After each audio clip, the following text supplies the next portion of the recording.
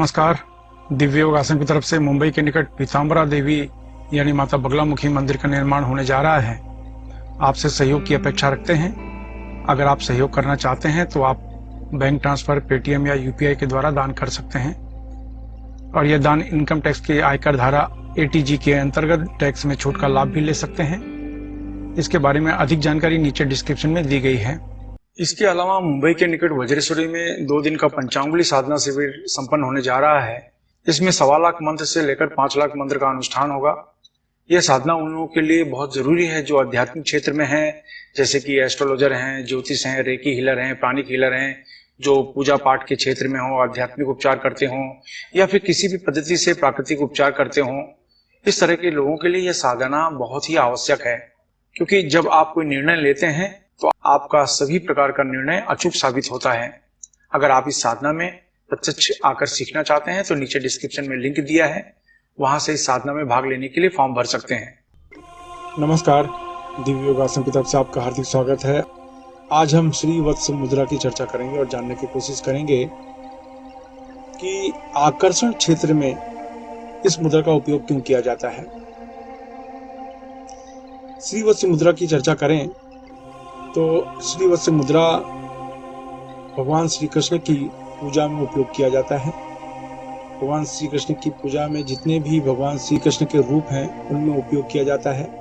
फिर चाहे भगवान श्री कृष्ण हों, कामदेव हों, उनकी जब भी आप आराधना करते हैं तो इसी चक्र की मुद्रा का उपयोग करना चाहिए। ये मुद्रा आपके प्रभामंडल को तेजी से बढ़ाता है, चेहरे के चमक को बढ़ाता है, कॉन्फिडेंस को बढ़ाता है, पॉजिटिव थिंकिंग को बढ़ाता है।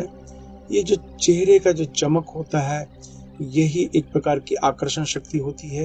ये जब जितनी बढ़ती चली जाएगी आप सामने वाले व्यक्ति पर अपना प्रभाव डालते चले जाओगे। और आज आकर्षण को कोई व्यक्ति इग्नोर नहीं कर सकता, चाहे वो पुरुष हो या महिलाएं हों। हर व्यक्ति चाहता है कि लोग मेरी बातें सुने, मुझे ही चाहें, मुझे ही माने, मेरे ऊपर ही ज़्यादा ध्यान दें। फिर चाहे वो बच्चा हो, पुरुष हो, बुजुर्ग हो, हर व्यक्ति यही चाहता है। तो क्या आपके चाहने से कुछ हो जाता है? नहीं होता। अगर आपके पास आकर्षण शक्ति है तो आप अपनी बातों को सामने वाले के दिमाग में बिठा सकते हो।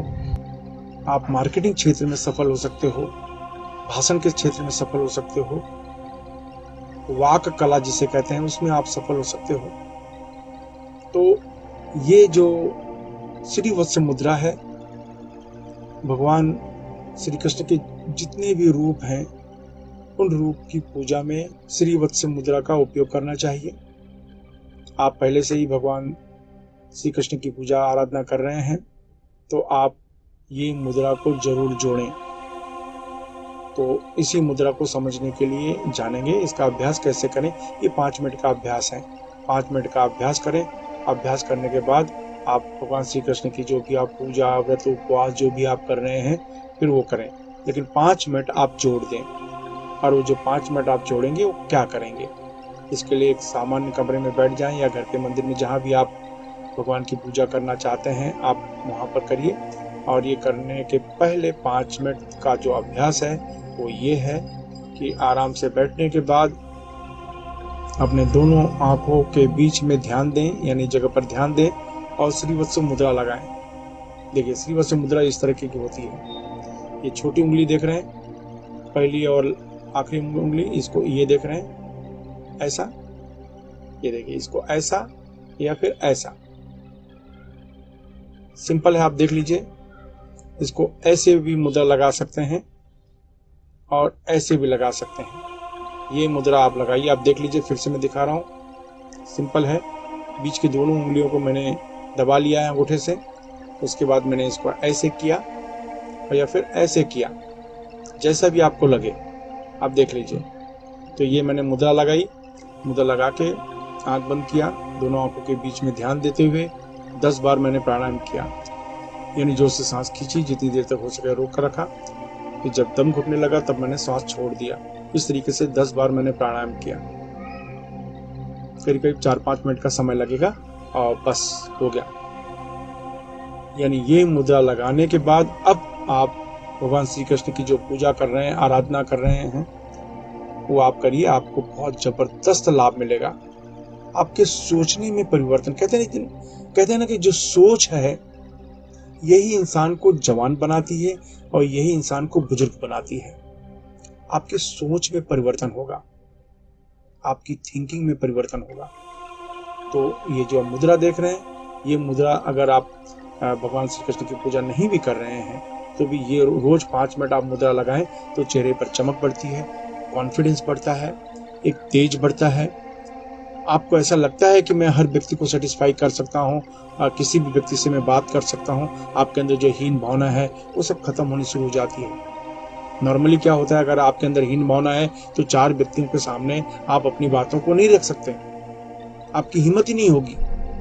लेकिन ये मुद्रा का अगर रेगुलर आप उपयोग करते हैं तो आपको लगेगा 4 हो या 40 हो, 400 हो, कोई फर्क नहीं पड़ता।